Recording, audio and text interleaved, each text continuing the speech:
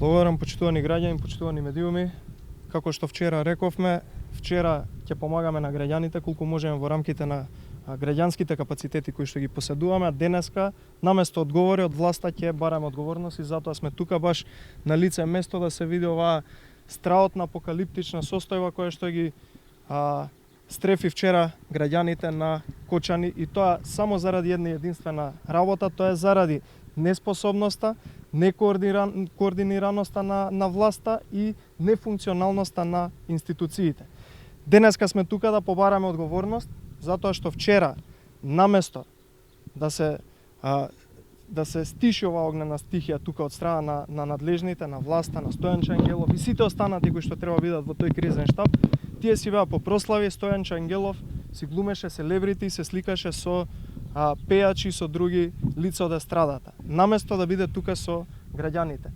Бараме одговорност затоа што наместо да се сервисираат оние авиони Ер Трактори, односно Канабери, кои што сервисот чинел само 400.000 евра, власта, ЗАЕФ и сите останати не најдоа време, не најдоа пари, иако ја задолжија Македонија и потрошија за само една година 1,5 милиарда евра, не најдоа ниту време, ниту пари да ги сервисираат, за да не ни се случи ова кое што се случи вчера, зашто сведочи оваа гледка каде што се уште има чад од оние дрва кои што изгореа, како што гледате стигна дури до куќите и за жал има неколку куќи изгорено и за жал неколку лица од огнот завршија во болница со изгореници, како што можевме видиме низ медиумите.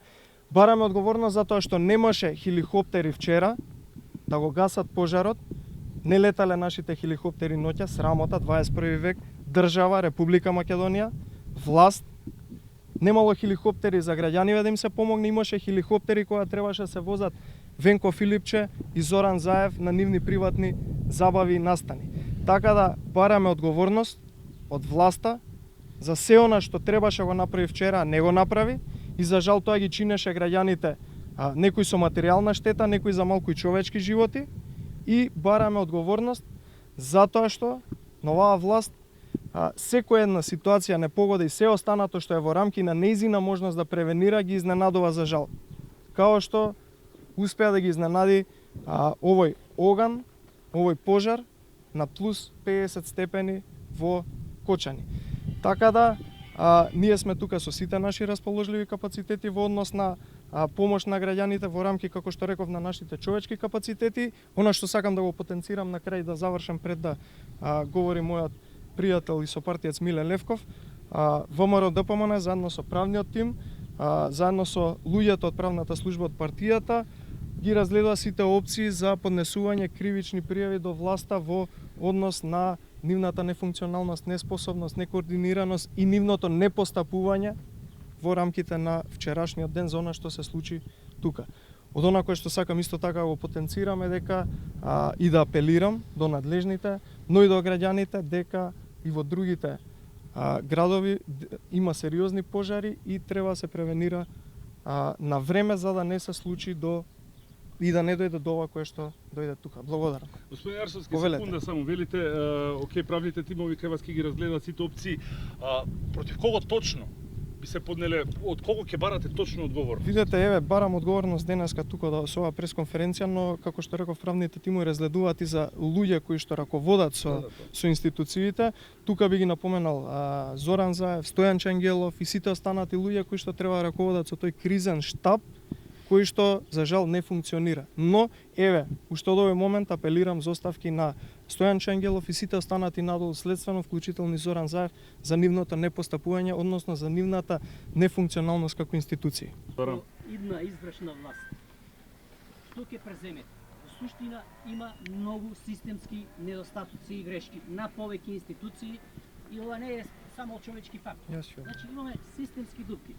Миле како актуелен пратеник, Чарски се надевам како дел од извршната власт, нешто поголемо, имаме и поранешен пратеник. Така да, што ви преземале за да се смени? Сега имаме пожари, потоа ќе имаме поплави, ама некои работи не функционираат. Јас ќе ви одговорам. Најпрвен има една клучна работа. Треба да се поставуваат на клучни позиции луѓе кои што се капацитетни ги водат. Јас не знам човек во држава кој што мисли дека Стојанчо Ангелов може да се справи со кризи, со елементарни непогоди во Република Македонија. Не знам вие дали се служувате со мене, но од онаја што го знам од претходни кој што го гледам сега, не постои човек во држава што се чувствува безбеден дека Стојанчо Ангелов или било кој друг од владата ќе му спречи било каква елементарна непогода. Не постои таков човек. Значи најпрвен, вистинските луѓе со вистински капацитети кои што знаат како треба на вистински места, подоцна координација итна без чекање. Ви имате вчера додека овде луѓе се борат преку цел ден, каде што знаеме наназад неколку денови дека може да има пожари, дека е алармантна ситуација и така натака.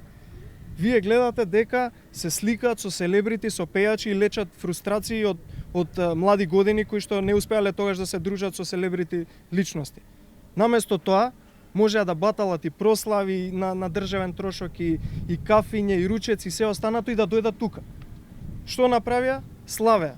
Значи најпрвен итни реакции, протокол. Ние немаме протокол. Вчера тука било хаос, немало функционалност. Протокол.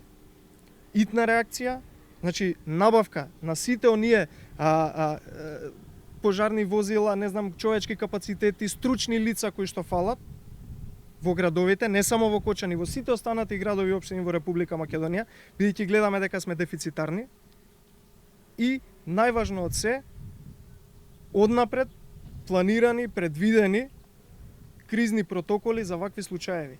Не може да ни изненади пожар во лето како што не може да ни изненади снег во зима. Клучна работа за оваа влада изминатија 4 години дека нив нешто ги изненадува. И клучна работа е дека само бараат некоја помош од странство, де за вакцини, де за авиони за гаснење пожари и се останато. Така да има многу системски нефункционалности кои што се решаваат во рок од еден ден по преземање на власта. Но најпрвен граѓаните ќе видат како функционира ВМРО ДПМН по локалните избори со единиците на локалната самоуправа, бидејќи ќе можат самите да менаџираат одредени работи во рамки на нивните можности, а подоцна здравје Боже и со преземањето на централната власт.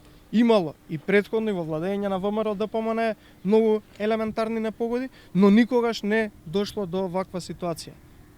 Не дошло да изгорат куќи додека власта си седи по прослави и кафени ручеци. Секогаш се интервенирало веднаш.